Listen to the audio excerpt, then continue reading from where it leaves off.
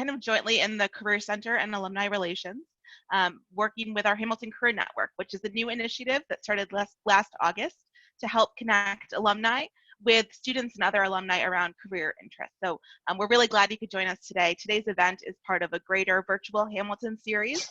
If this is your first event, then definitely check out our alumni events page to see what else we have going on. As we just said, we have a whole bunch happening every single day, so come and join us for more too. We will be recording today's event, so I hope that's okay with everyone, first of all. And second of all, we'll be sharing it after the fact on our events page, on our event recordings page. So please feel free to check that out if you missed something or want to kind of rehash stuff that we talked about today. Before we get into the formal event, I just want to take a minute to run through how the mechanics of all of this will work.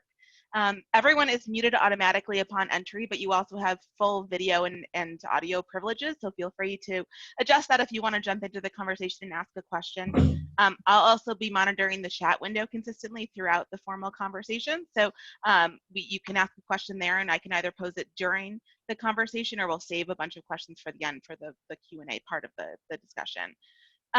Feel free also to raise your hand if that's helpful for you. Another note of business, if you wouldn't mind, if everyone could please change their names to be their first and their last name so we know who's here in the room, that would be really helpful. If you don't know how to do that, if you click on the participants button, you can hover over yourself and click on more and say rename, and then you can change your name to your first and last. So thanks in advance for doing that. Now we are going to get started with the formal program. So let me just change my screen around. There's everyone. Okay, before we hand it over to our panelists, I want to introduce Paige Engeldrum, who's class of 13, and Sarah Pickup, who's class of 19.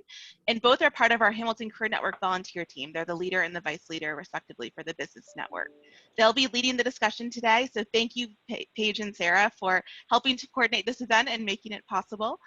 With that, I will hand it over to you to get things going. Thanks, Shauna. And thank you for all your help getting the event going. I'm not great at Zoom, so I appreciate all of your assistance. Absolutely. As Shauna mentioned, what our hope for the event today is to be open and collaborative, so please don't hesitate to ask questions.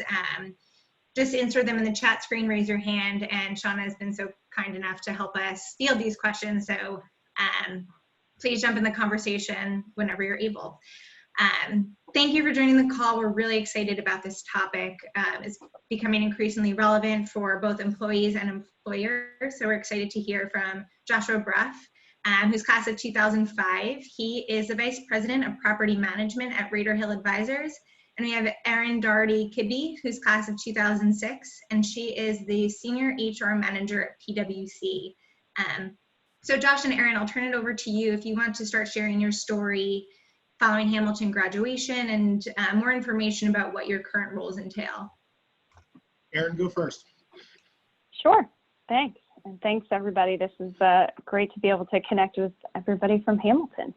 So I graduated in 2006, as you said, and moved to New York City pretty quickly.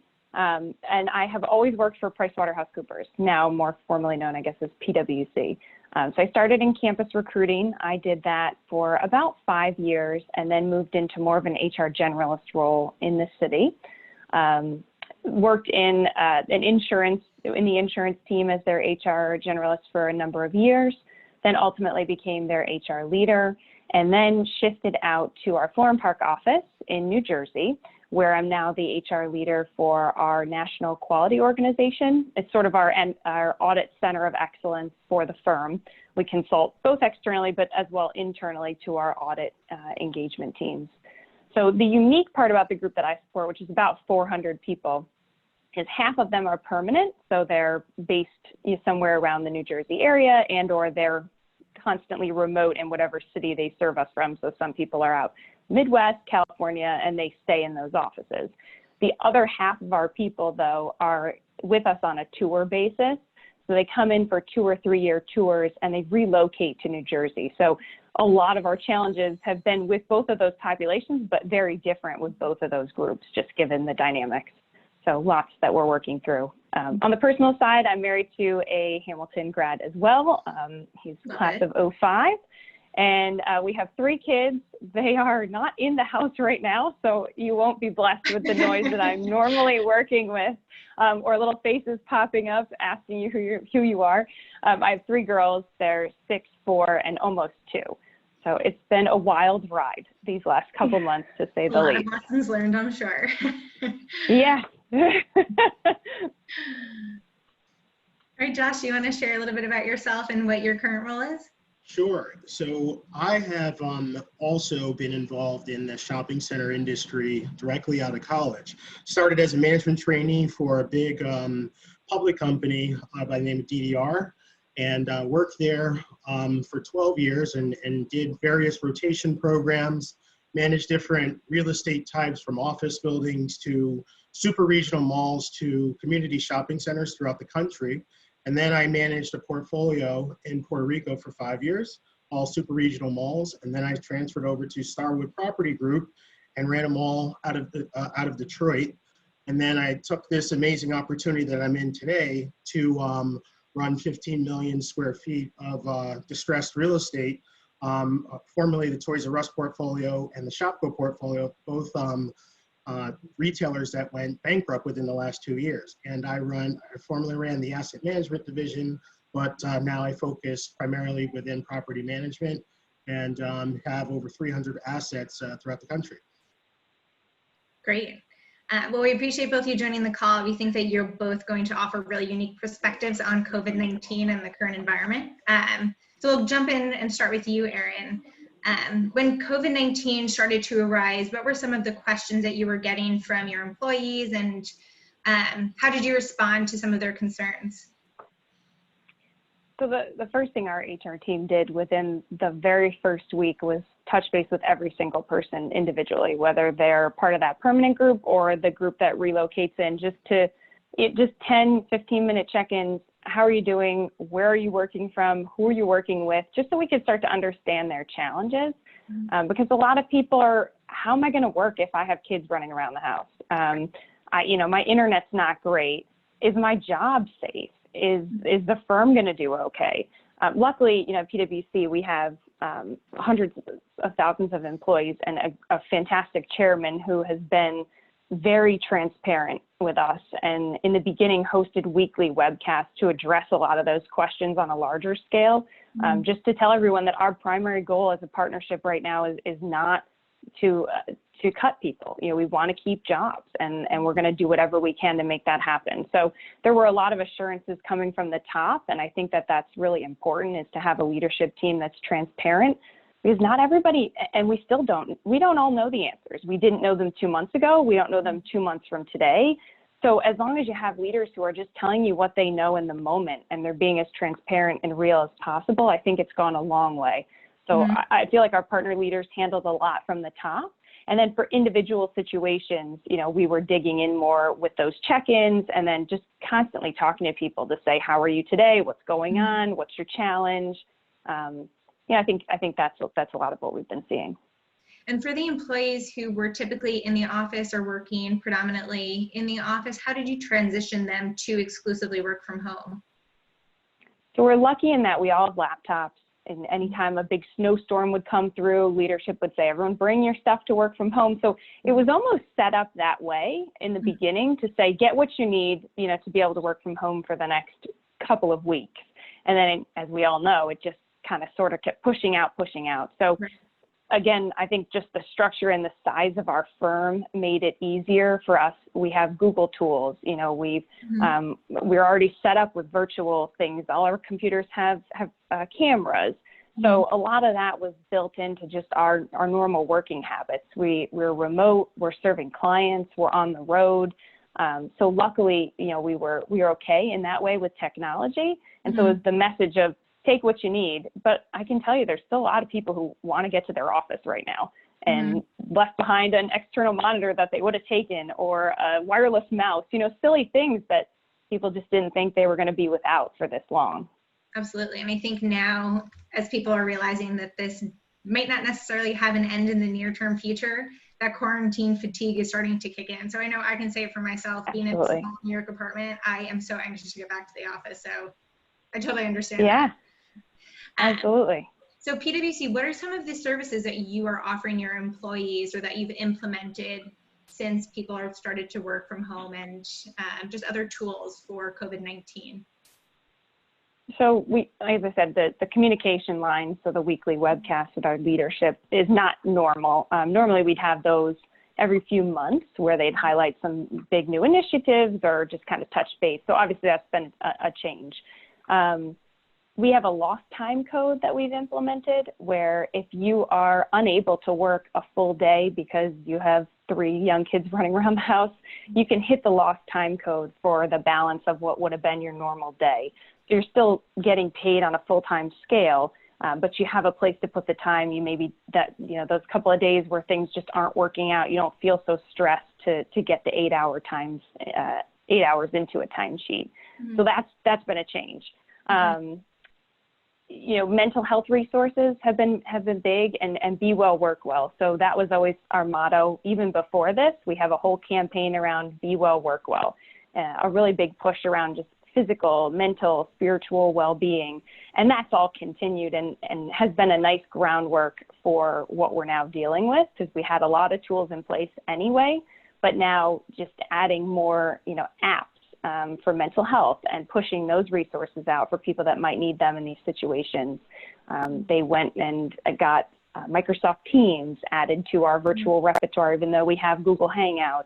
We have Google Jamboards now. So they're trying to add things personally and professionally to help us best they can, leadership in this situation. Mm-hmm. It seems like a lot of companies they already have this technology in place, but with this remote working, it's almost enforced and caused these different companies to start utilizing these in a more thoughtful and thorough way. Do you feel it's very similar to what you're doing? Absolutely. I mean, we've had these Google tools for a long time, but I can tell you if I worked from home before, I would not have gone on a video call. That was not my norm. I was working from home. My hair was in a messy bun. I was in a sweatshirt. I was not talking to people on a screen, but that's the norm now. If you're not on video, it's where are you? What are you doing? I'm like, I'm finishing my breakfast. I'll be on in a second. Like, you don't want to see what I look like right now. Trust me. Yeah, right. But that, I think the way we're using the tools is different. And it's allowing us to connect where we otherwise wouldn't be able to. Absolutely. Josh, I'm going to turn it over to you now with a few questions. So different perspective, but similar in a preparation way. Since stores have been closed, what are you seeing your retailers and your tenants do in response, whether it be cleaning or different protocols? How are they taking advantage of this time while the store is being closed? So, well, they've been taking advantage this time by not paying rent, number one. So that's my first concern, and I'm really scared about worried about Monday, but that's another story. But we had been tracking the coronavirus from late January, asking questions about what is this going to do to the retail culture, just as we were coming out of a record year in terms of sales. And we realized that the mall space is going to forever change. And what we did with retailers was just advise them to make sure that they're securing their premises, making sure that they're staying in touch with the local property managers, adhering to all of the codes, and making sure that they are checking in their respective centers monthly. And it's just a constant communication. I've never been more locked in or into into granular details like I have today, because as the properties are vacant, we do have a lot of risk in terms of theft, looting due to people being unemployed. So I've been working harder, I believe, to maintain vacant assets or properties that have been out of operation, because we have a fiduciary responsibility to take care of our tenants in common areas.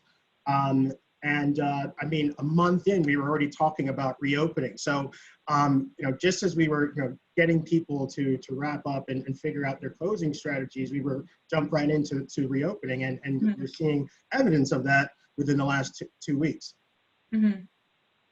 And you handle a national portfolio. Do you see any differences geographically in how these shopping centers and retail stores are responding? Yes, so effectively all 50 states have reopened. I'm here based in New York City. New York City is way, way, way behind, but you know, states such as Georgia, you know, they were at the forefront of reopening, and they're at all full tilt.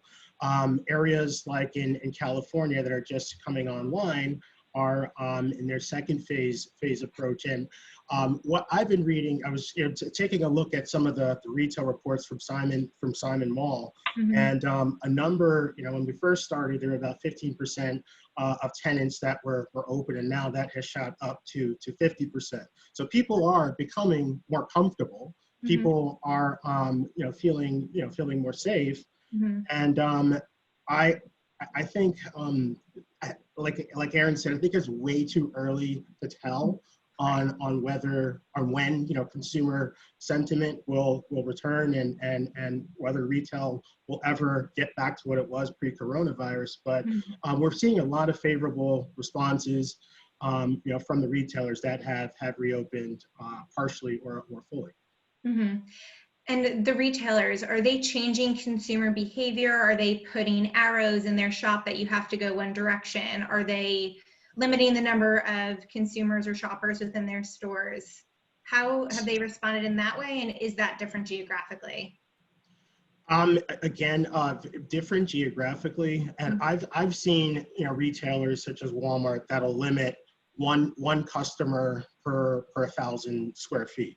So, you know, you took average Walmart can be, depending on whether it's a super center or a regular Walmart, can range from 100,000 to 200,000 square feet. So doing math, you know, you're not getting a lot of customers, but so buy online, pick up at store is booming.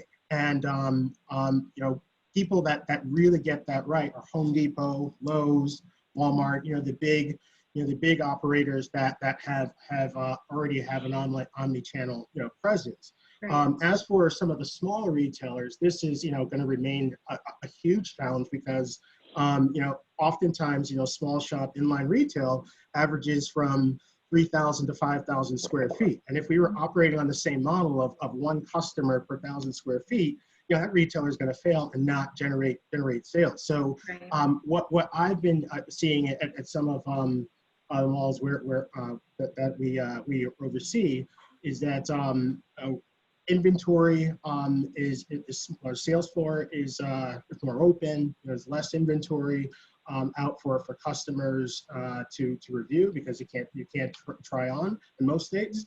And you know, again, Abercrombie, for example, has seen a boost at 50% of sales previous to coronavirus. So that's the one you know, retailer that I can think of in my head that's done really, really well on the small shop side. It's been interesting to see how these different retailers are responding and how they've been forced to be creative to find different solutions to try to stay afloat. And I think moving forward, I know I can speak to Manhattan where you're seeing companies, or I should say restaurants and bars for the first time doing to-go cocktails, and will that maintain? They're creating meal kits. So I think one interesting aspect of what has come of this is seeing how creative these different tenants can be when they're forced to be. Yeah, you know, the restaurant industry is, you know, really going to face a crisis because, you know, again, they run on very low margins. And, you know, I do my best to support, you know, those retailers that, you know, do pick up and walk up lemonade stands. And, you know, again, I think that, you know, the restaurants are going to have to, you know, redesign their spaces. Probably, you know, the bar scene will have to, you know, change in terms of, you know, how the store layout. But it's, again, I think it's too early to tell in terms of how, you know, restaurants will rebound and get back to pre-coronavirus. But I think that's, again, just based on consumer sentiment. Absolutely. Erin, some questions for you about bringing employees back to the office. What discussions have you been having with your colleagues and employees about how they can prepare? So I think, I mean, one of the top items is the phased return. So trying to figure out what percentage goes back and set up different waves of return to work. And we've heard numbers like 15%, 15 for the first phase, and there's not a date behind that yet for us. And then how do you ramp up from there? And how do you decide who's in that 15%? You know, part of the conversation is, well, who needs to be in the office? Is it me saying I'm going crazy at home? I need a new space to work, or my internet's just so bad I can't be productive, so I raise my hand and I say I want to be in? Or is it this team of people needs to be in the office because they're high performing, or because they just need to be more together than other people do? So how do you decide who starts to go back, and how do you phase that in? But then once you're there, I think that the misconception is that you're not returning to the office that you left. You're not gathering in the pantries. You're not eating lunch all together in a commons area, or getting a salad at the salad bar. I mean, that was my lunch, so that's out. So just simple things that made work normal. You walk in, you say good morning to how many people on your way in, you stop and chat at different offices. So, I think it's much more of maybe your temperature checked at the door. Do we do that? Do we not? Do we require masks? How far apart, making sure desks are a certain distance apart, and Xing off or taping off areas that people can't go in. So I think people are rushed to get back, which I understand, because I'm getting a little stir crazy myself, but what are we going back to? And is it really going to be, is it going to feel that much different than where we are right now? I think it's going to look a lot different. So those are a lot of conversations that we're currently having. Absolutely. And I think it's finding the balance where you create this productive environment, but you also don't want to have it almost like a kindergarten classroom where there's so many rules in place. You can only walk this way. If you miss the restroom, do you have to circumvent the entire floor to go back? There's almost the balance of having it be too curated and too many rules where it's less productive, and employees will just say, you know what, I'm just going to work from home and not even bother. So definitely. Yeah, and safety is, of course, the number one priority. So we may be, setting all these protocols, but it's for everyone's safety, and that's first and foremost. And what do we do then if somebody tests positive and they've been in the office? And what's the cleaning protocol in between these people coming in and out? And is it the same people, or is it kind of a mixed lineup? Do some people come in Monday, Tuesday, and then they're out for a week, and you bring in new people Wednesday, Thursday? So how do we keep people as safe as possible? How do we keep the workspace as clean as possible and still be productive and effective? I think those are all fair questions. Absolutely. And have you had conversation with your employees about what they're most concerned about? Is there an issue at the forefront in terms of coming back to the office? I think childcare, I think, is the top one for anyone with kids. When are we going to have childcare options again? When do we feel comfortable using them? And then when we're back, am I safe? Do I really want, I think the ramp up is there. We want to get back, but then all of a sudden, are you going to really want to walk in the door, and are you going to feel comfortable? I mean, some people haven't really even been to grocery stores. So, are they going to feel comfortable and safe when they walk in? What are the protocols in place to make sure that we're taking their safety seriously?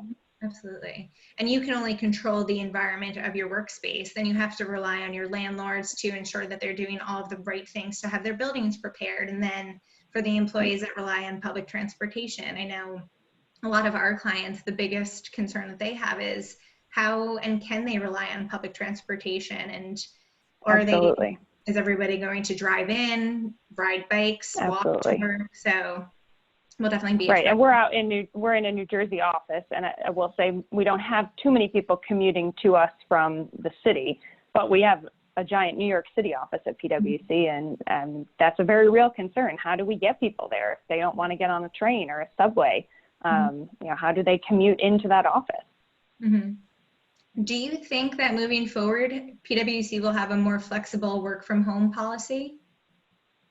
I think it's definitely possible. We always were pretty flexible. We had a lot of people working from home here and there, certainly not permanently. Then we had a group of people who were permanent remote. I think this is going to change the way some people think about it. The group I was in, people thought we all needed to be in the office 5 days a week. That was kind of part of the culture and the beauty of the tour program and being there and being around each other.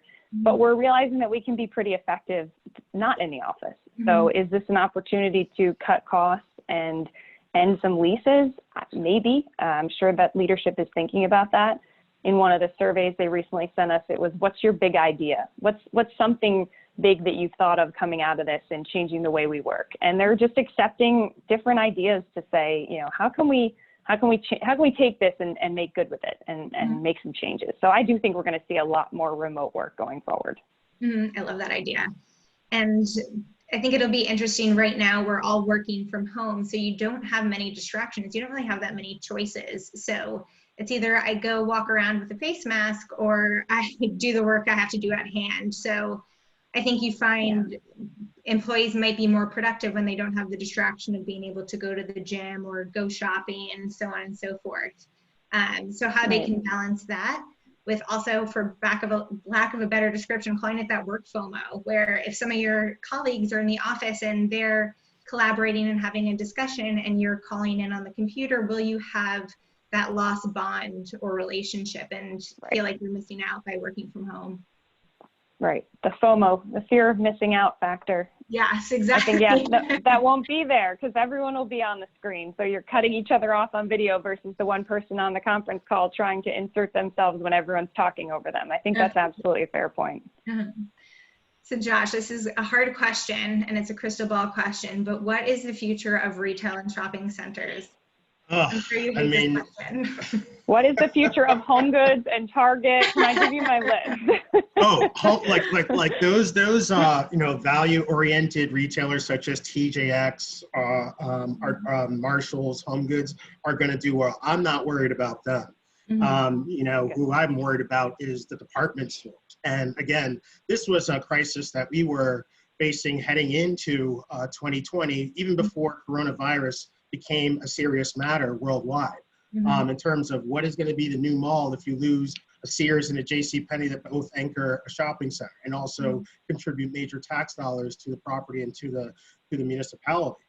I mean, I personally think that retail will be fine, and it will take a couple of years for people to truly feel comfortable going back to the stores, and rather than shopping online.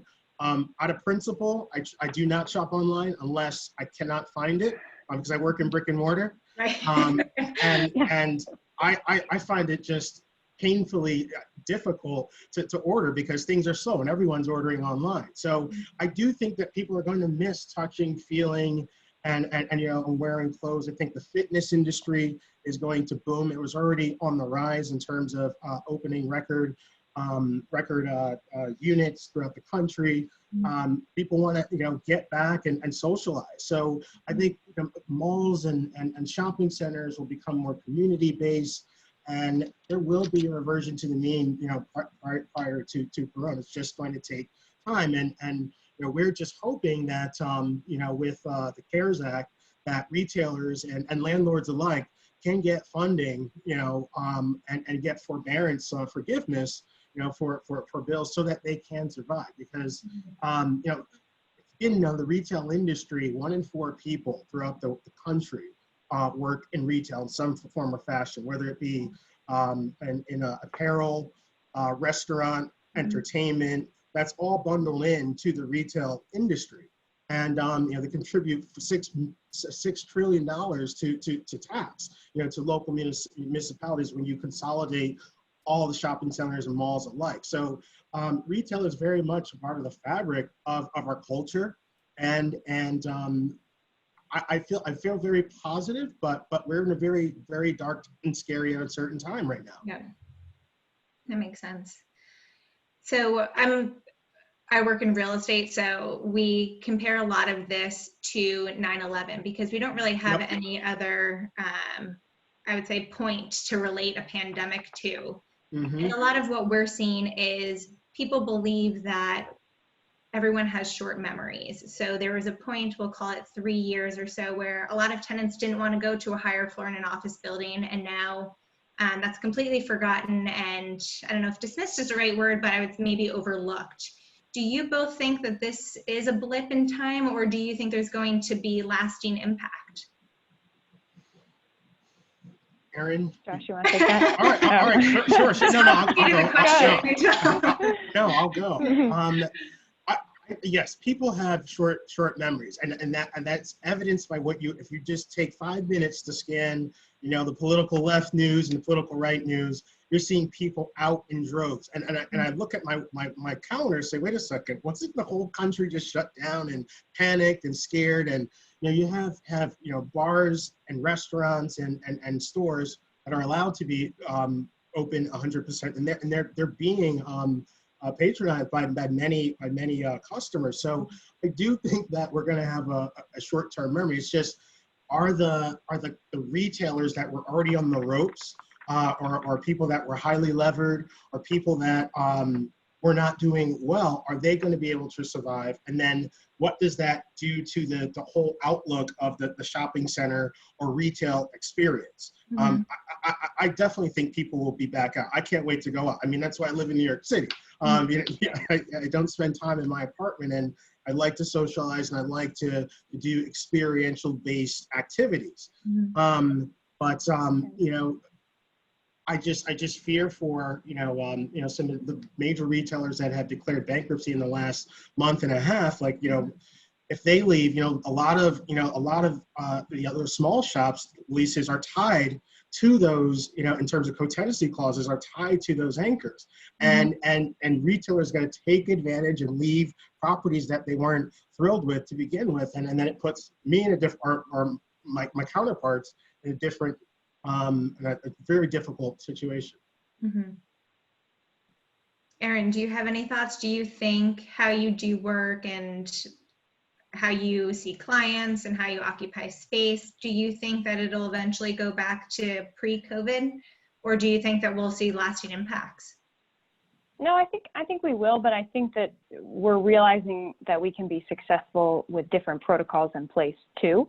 So, my team, for example, of HR professionals who really never worked from home, mm-hmm. Are we even 3 years from now going to be working a couple days from home because we know we can, and we can get work done efficiently, kind of being out of the office for a bit, and that be a good change, but still have those other days where we're back to normal in the office. So mm-hmm. I think that some decisions are going to be made that then set the stage for positive, hopefully, changes down the line.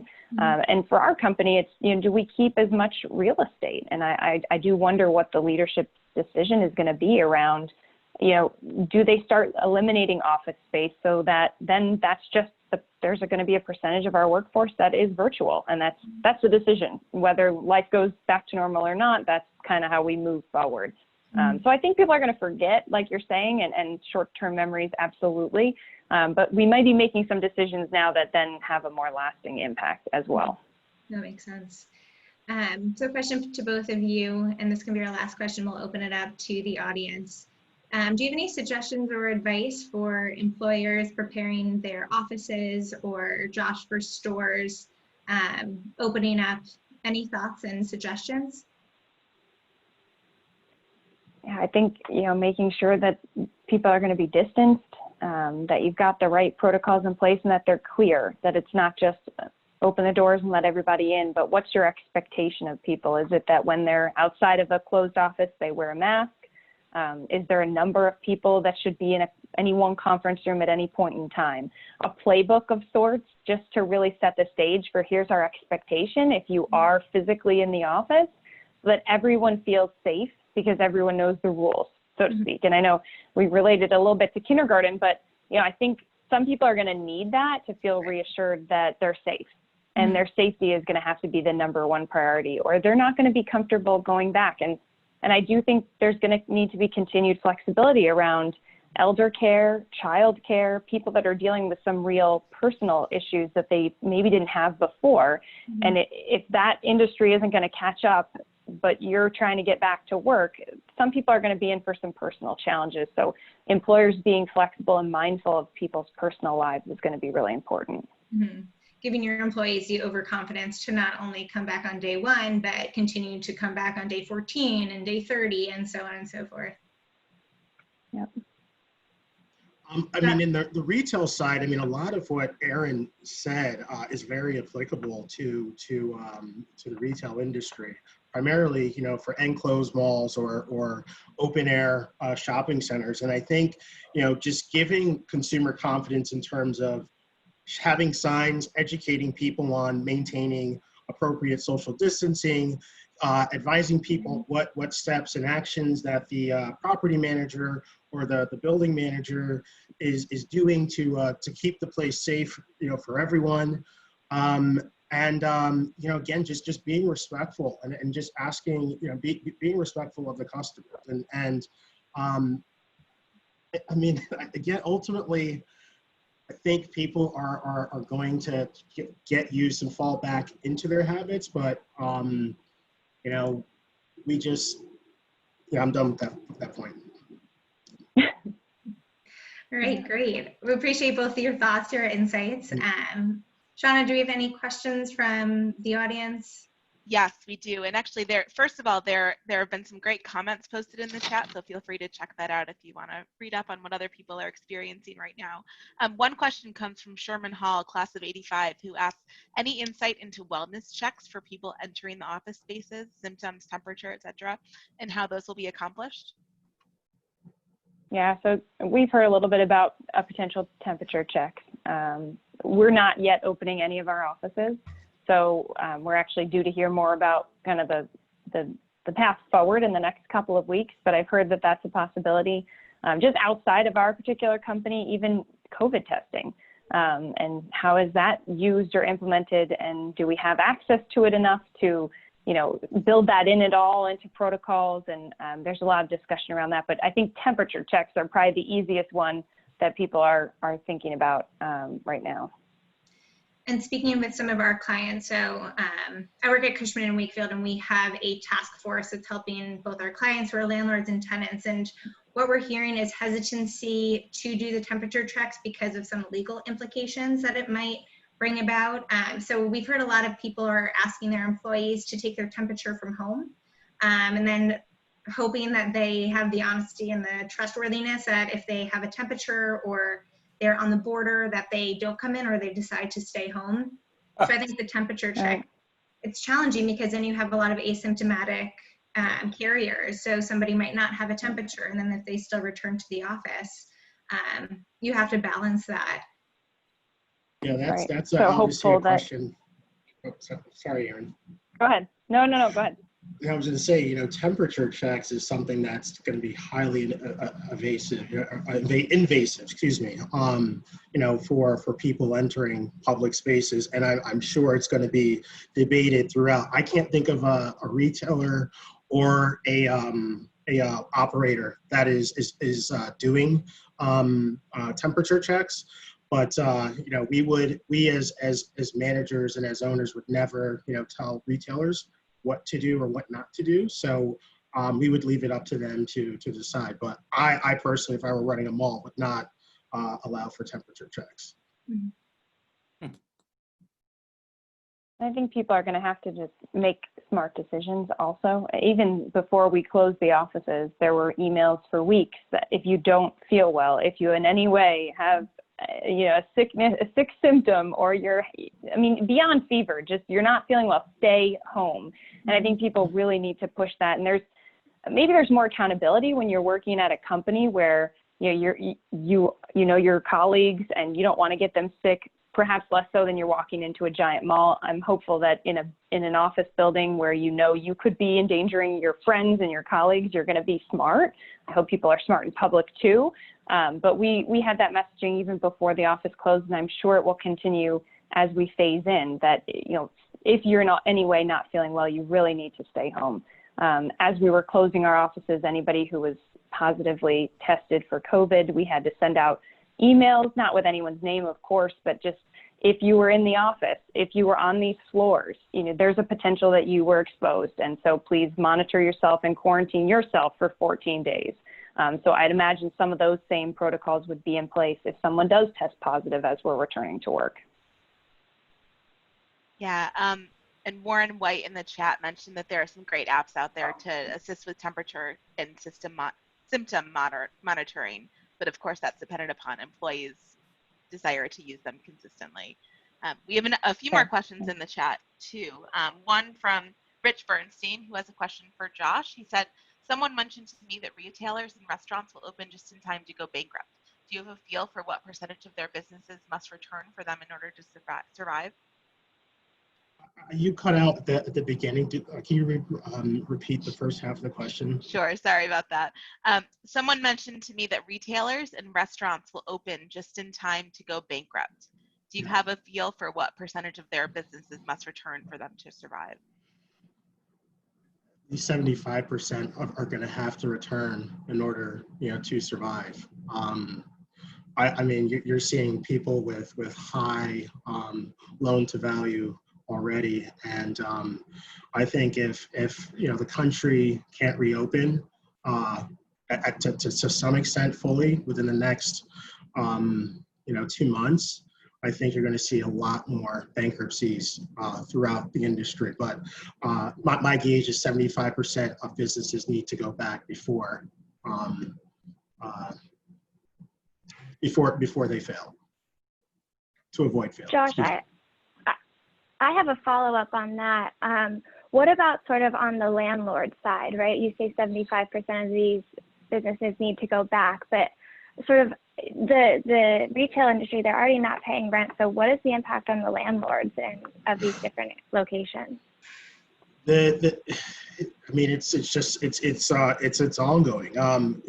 My former company, Starwood, I just saw a note this morning that they defaulted on a $250 million loan because they're not collecting rents, period, from their tenants.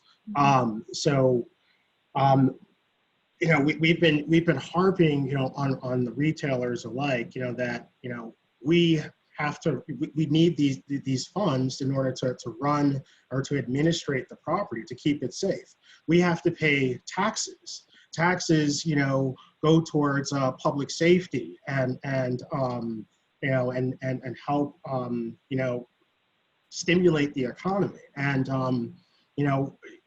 I can think of three companies right now that are really on the ropes that may go belly up or be put into receivership as a result of not being able to collect on going on month number 3 of no rents or no income.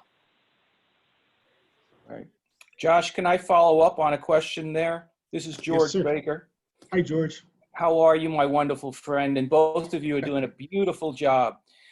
You're looking at a person who's in charge of my law firm's reopening. So I'm intensely involved in this now. And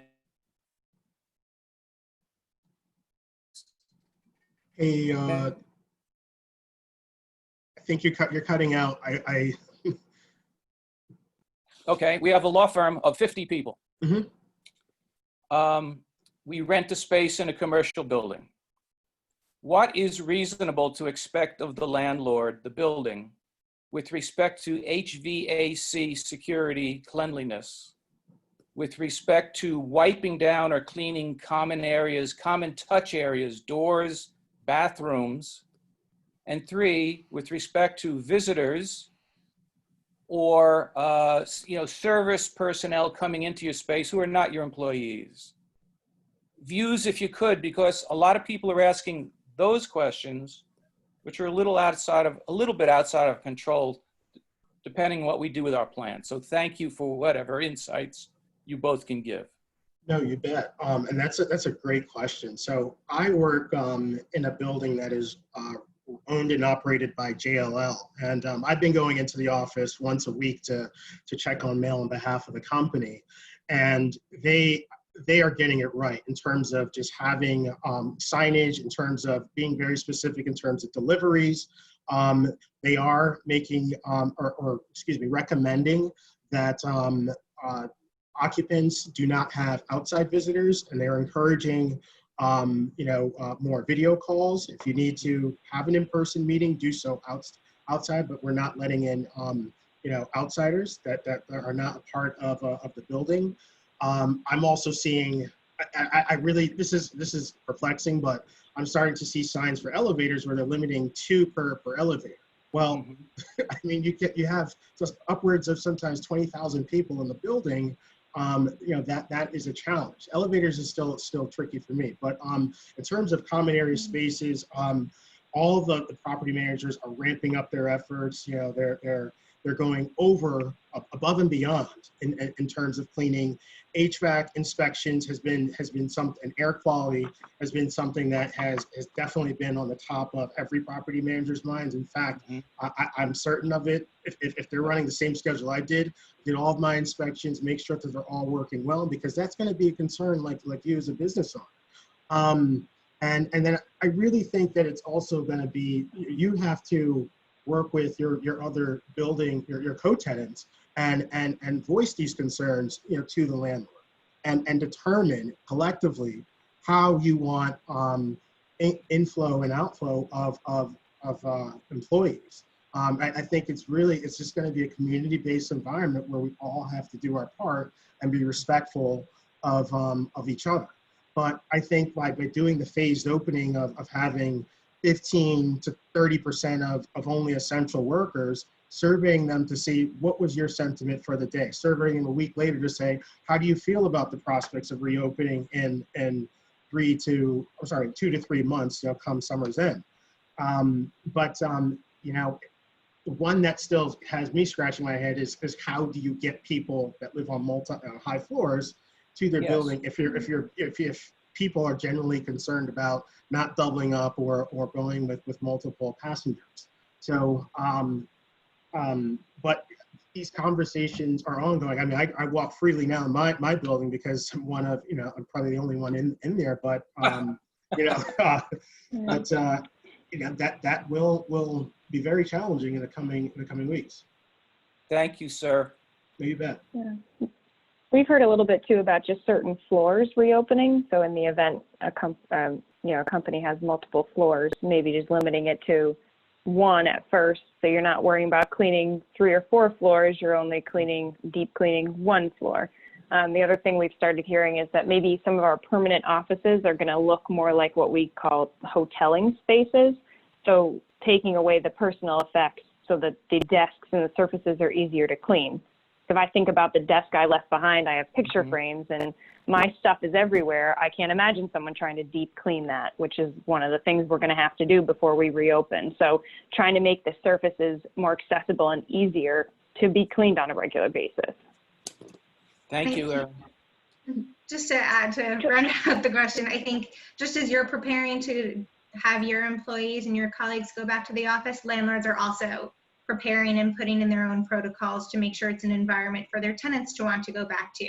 So they have the obligation and also the desire to make sure that it's a comfortable home for their tenants. So as Joss alluded to, ask questions, and as Erin mentioned, communication is going to be key. So I think you can definitely demand that from them. Oh, absolutely. This is a highly tenant favorite market right now. I mean, yes. I'm just asking questions right now. Accounts receivables is my least favorite activity right now. Oh man. I mean, the questions that you get, I mean, really everything is up for renegotiation. So I would say put your landlords to work and you know, make them give you the appropriate solutions to make you feel comfortable.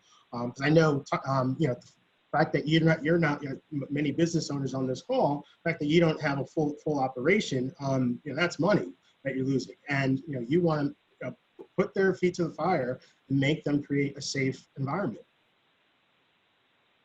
One thing too, George, I've heard of, especially in places like New York City, and the concern of getting to the higher floors and the elevators and everything, and sort of the idea of this big bottleneck of if only 2 people are allowed in the elevator at a time. Erin mentioned, or Paige mentioned, having only 1 floor. I've also heard people sort of talking about shifting the working hours of each sort of individual company, or a couple of people per company. So, for example, Paige would go into the office at 8 a.m. and I would go into the office at 8:15 to sort of help stagger people as well. So I've heard that being a part of the conversation with landlords and how do we get people back.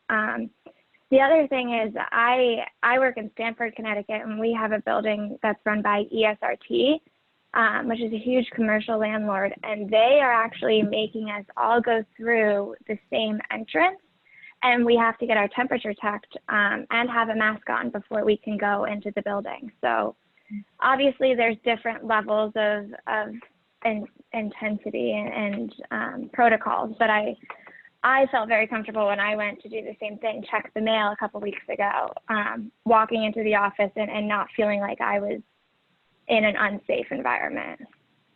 Yeah, I definitely think when you're walking common spaces, hallways, to the bathroom, a copier room, that you should wear a mask. And I've seen, those types of nice signage, whether they be on the floor markers or on walls, just encouraging people to, cover their faces whenever in public. And I think that system that you just described, Sarah, is great. Staggered time, staggered check-ins, and ultimately that may be the new norm, if you will, for the next few months, as Corona cases decline. So, like George, I work for a law firm, though a different one, very different kind, and it's largely about insurance defense. So I'm curious. When employees do come back, as God willing they will, to offices, will they want to indemnify? Will they be asked to indemnify their employer lest there be just all sorts of exposure and liability? Great question. Yeah, I honestly don't know. It's a great question. I think it's, like I said before, their safety is number one, and that's what they're going to want to have top of mind. I think people are going to want the option in our company to go back or not go back at first. I'm really not sure. Yeah, because otherwise you may have a situation where employees rightly sue their employers right and left, class actions, et cetera, because they came down with the virus or they were somehow put in harm's way, mental distress. It's a tough question. It's a very fundamental one. Really I run my department's insurance program, and the industry. If you thought retail was struggling or worrisome, the insurance industry is very worrisome. Yeah. I just renewed a $1 million policy that increased 30% because people aren't paying their insurance, and now a lot of our carriers are requiring pandemic clauses, and it doesn't directly tie to employees, but I know from a human resources perspective, a lot of insurers are requiring certain coverages for claims in case people do get infected by returning to work. Right. Glenn, this is George. Just one observation, if I might add to the group. This issue is the number one issue that's being asserted by business community in the Congress. Yeah. Republicans have made this their number one they do in the next COVID legislation. And even the Democrats are conceding the legitimacy of the concern, but they want to do it under conditions which they feel are more respectful of certain communities. Also, states have already moved in this direction. So I think what you're onto is a threshold issue, which legislation, state and federal, will in time over the next two months be addressing. I'll leave it there, but watch that space. Okay, George, will do. Whatever you say. Well, not what I got no authority there. We've had some more questions come into the chat, so I want to make sure that we're touching on those. Paul Creeley asked if there's any insight on how social or networking events for companies will be impacted. Oof, man, yeah, that's a we're tough starting one. To think about that. Yeah, so International Council of Shopping Centers has its biggest event in Vegas the week before Memorial, which was canceled, of course, and that draws 70,000 people, throughout from all over the world. It's a fascinating event, The industry, is asking exactly those questions. I mean, I'm in real estate. I make most of my relationships through those in-person encounters, doing best practices and idea exchanges, meeting new, getting new opportunities to run my properties more efficient. This is something that's being heavily debated by members of the South in terms of strong arming, the ICSC to throw these types of events. Again, how do you police it? And I mean, you're going to have to set some kind of safety guidelines. But I do think it can return, but just not to the full scale that we're all used to seeing. Mm-hmm. I think in the interim, we've had some of our clients and colleagues, they'll do virtual events where I had a client sent every attendee a bottle of wine, and we did a virtual wine tasting. And on our team, we do happy hours. So I think you can still have a snippet of what those events were, although virtual, but there's nothing like Josh mentioned, having an in-person experience. So hopefully we can be there sooner rather than later.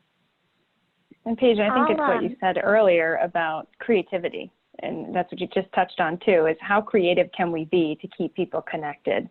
And we have a whole group that just works on different social events, and they're already pivoting, trying to figure out how can we keep up the connectivity, but do it in a fun and creative way. I mean, we've seen it from small businesses where you can pick up to-go art kits at places where you would normally walk in and do painting projects, and ice cream sundae kits to go in an event you can't stand in line and get an ice cream cone in the summer like you might have. So I think there's going to have to be creativity in that way as well. But new relationships are going to be hard. Right now, I think a lot of people might be falling back on relationships that they have and using those relationships to propel business. But at some point, we're all going to be at the same level in that we can't get to these big conferences like Josh is mentioning. And how do we move forward in building new relationships virtually? But everyone's going to be on a similar footing. I mean, Go ahead, Josh. I think of business travel. I mean, half of my success is getting eyes on a property and really understanding, some of our capital concerns. And, I am okay not seeing properties for 3 months, but, long term, again, part of my success is being able to talk on the ground to store managers, to talk to landscapers and curators, of the property. And business travel is something that I think about all the time. And thankfully, I have, working in property management, I'm able to have people in 46 states, and we're developing satellite offices to get bodies, at these properties. But, going on the road and seeing assets is just something that was a part of me coming up in the industry. And that too has changed. And I have to rely on third-party accounts of what they're seeing. So my 2 points here is, the first is, I just sort of wanted to shout out Hamilton for their ability to sort of pivot. Paige and I had an event planned in March in person in New York. We were very excited for it and had to cancel last minute, obviously. And so being able to now have this event virtually, and honestly, I think it's reaching a larger crowd than we would have been able to in New York. So huge shout out to Hamilton and the Career Network and everything for your guys' creativity and transitioning into this virtual sort of platform. It's been great, and it's been giving everybody more exposure to sort of reconnect with Hamilton, but also with each other. So that was sort of my first point. And then back to sort of being in the office, making the connections, networking. Obviously, I graduated a year ago. I'm young in the real estate industry, and it's very relationship driven. And one of the biggest things that I've been saying to sort of my team at my company is I miss just being in the office and learning and hearing my colleagues on the phone. You learn so much, you meet so many people just by being around other professionals, and that to me has been the biggest thing that I'm like so eager to get back to the office for, is to have those sort of learning opportunities. And that's also sort of my biggest fear with moving to this work from home is how do you progress in an industry when when you're not involved in this in the day-to-day. And obviously it's industry specific, but for me, that's really been the biggest thing that I miss about being in the office. Well, that's a great point, Sarah. And I think continue to do what you're doing, by participating in these types of forums. And I mean, again, I want to piggyback and say, yeah, Hamilton is ahead of it, because I don't have any other friends whose schools are offering these types of programs for alum from spanning from various decades, to get together, together. But please, by all means, if reach out to me, I can introduce you to colleagues. But yeah, just network. I think what you're doing is the way to move forward in this intern. If I can, Josh, this is Ken Lehman. I'm class of 78. I've been practicing law since 81, and with a 100+ law firm in Portland, Maine. And I want to pick up on Sarah's point.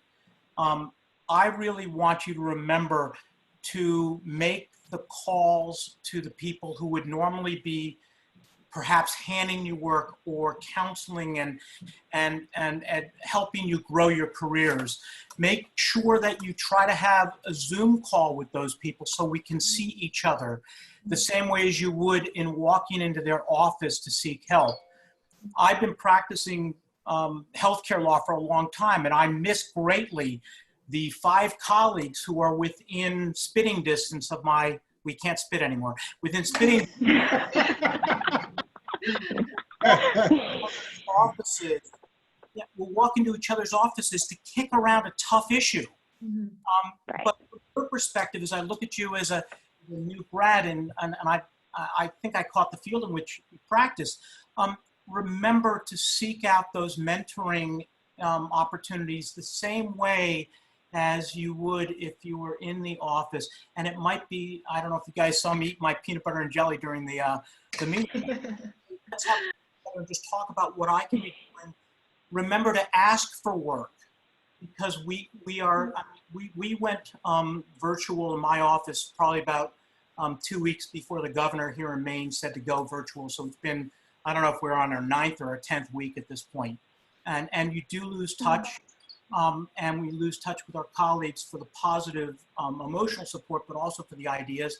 And from your perspective, you want to remember that they remember you if they need something done, if they want to kick around an idea or otherwise. So for all the young folks, and we're struggling with so many of the same things right now. I'm thinking about opening up facilities. When I think about healthcare providers, everyone's worried about who have you been in contact with?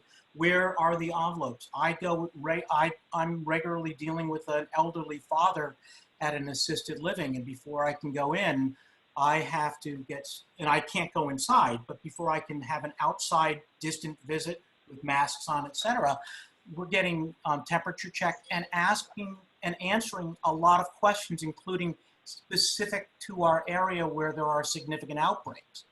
So that I would encourage all of us to incorporate the local dynamic into the process, but also make sure that we're talking about the expectations we have for each other's personal lives to an extent that they affect all of us collectively. And but I just wanted to hopefully give you some support, Sarah, in what you're. Thank you. We've had a few more questions come into the chat, but I also want to be sensitive to the fact that people may be logging in during their lunch breaks and may need to get back to work. So,